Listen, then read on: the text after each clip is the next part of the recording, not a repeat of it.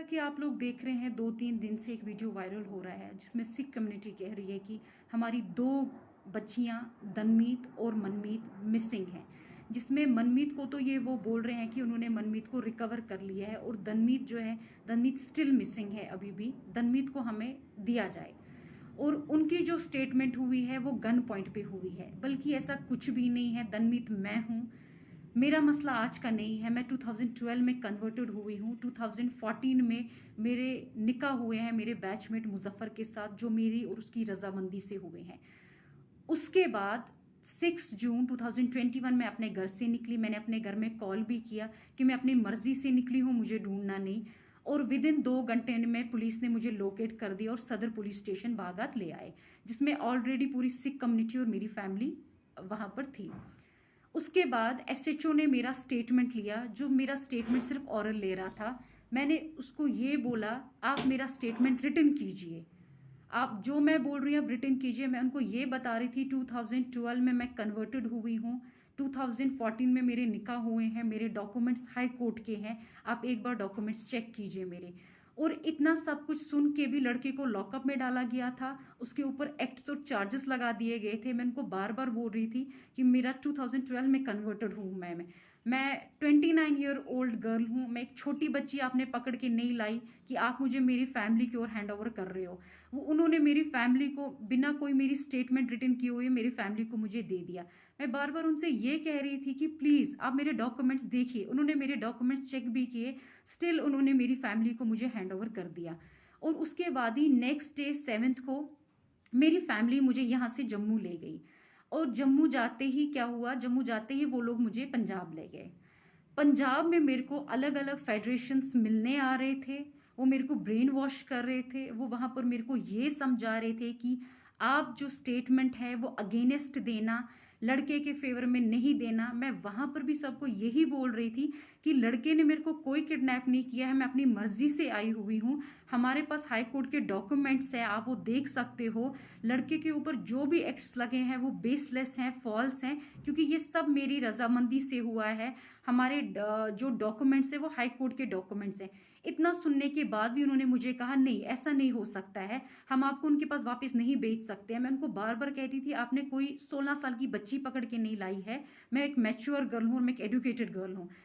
इतना सुनने के बाद भी वो मुझे यही थ्रेटनिंग दे रहे थे कि अगर आपने ऐसा स्टेटमेंट वहां पर दे दिया जो स्टेटमेंट लड़के के फेवर में होगा, तो हमारे शूटर्स वहां पर बाहर आपका वेट कर रहे होंगे, आपको निकलते ही शूट कर दिया जाएगा, या तो वैसा नहीं अगर हम करेंगे एसिड अटैक तो आप पे हो जाएगा, या हम उनकी फैमिली पे एसिड अटैक कर देंगे। वो मुझे थ्रेटनिंग सीधे दे रहे थे मेरे फेस पे। उसके बावजूद भी मैंने उनको कोई वीडियो नहीं दिया। वो मुझे कह रहे थे आप हमें अपना वीडियो दीजिए, वो वीडियो हम कश्मीर में दे देंगे, कश्मीर का जज उस वीडियो पे अपनी जजमेंट दे देगा।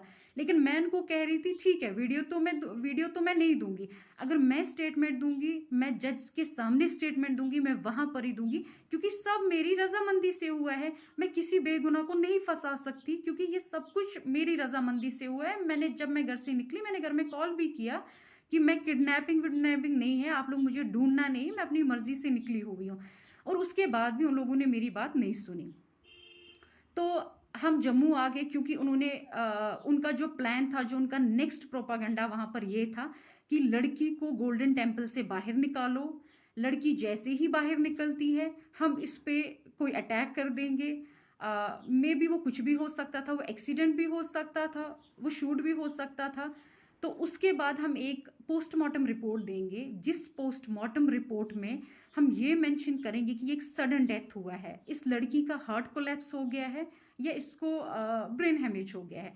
हम जो भी करेंगे हम बिल्कुल साफ सुथरा करेंगे। हम इसको ये बता देंगे इस पे सिर्फ इसका एक सडन डेथ हुआ है, आप लोगों को कोई कभी किसी चीज में नहीं पकड़ सकता है। और ये चीज मैंने सुन ली थी। मैंने अपनी फैमिली को मॉर्निंग में इंसिस्ट किया हम यहाँ पर नहीं रहेंगे, चाहे कुछ भी हो जाए, मैं यहाँ सुसाइड कर लूंगी, हम यहाँ से निकल जाएंगे। हम यहाँ से निकलते हैं, ठीक है जैसा आप बोलोगे जम्मू में मैं आपको ये स्टेटमेंट दे दूंगी, बट मैं पंजाब में ये स्टेटमेंट कभी भी नहीं दूंगी।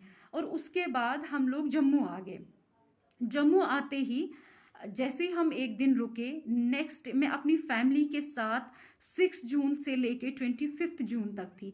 25 जून को मॉर्निंग में मेरे फैमिली में कॉल आया कि हम कश्मीर पुलिस से हैं, हम गेट के बाहर हैं, आप आइए। तो मेरी फैमिली में 2 बंदे बाहर गए, वो उनसे मिले।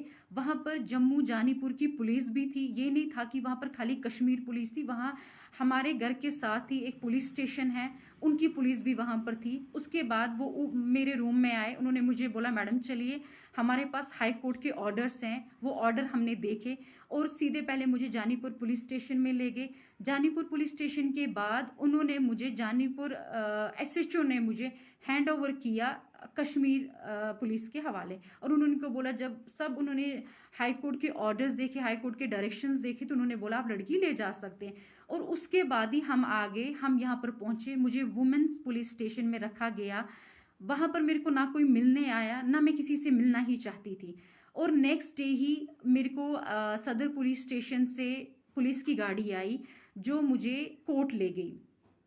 और आप सब एजुकेटेड हैं, मैं खुद भी एजुकेटेड हूँ, आपको पता है कोर्ट में कोई किसी को गन पॉइंट पे कभी उसकी स्टेटमेंट नहीं ले सकता। अगर ऐसी चीज़ें होने लगी फिर कोर्ट पे भी तो कभी हम यकीन नहीं कर सकते हैं ना, क्योंकि ये सब तो आपको पता ही है, कोर्ट पे कोई किसी को गन पॉइंट पे नहीं रख सकता है। और मेरे को जैसे जम्मू में लाया गया, मैं तो किसी से भी नहीं मिली, मेरे को तो वुमेन्स पुलिस स्टेशन में रखा गया। उसके बाद ही सुबह स्क्वाड आई, किसी को नहीं पता था कि मेरी हेयरिंग है, क्योंकि मेरी हेयरिंग ऑलरेडी 3 बार डिले हो गई थी, क्योंकि तीनों बार 6 से लेके 25 तक हम आउट ऑफ स्टेशन थे, हम जम्मू, हम पंजाब में थे। मेरी जो हेयरिंग है वो मिस होती गई।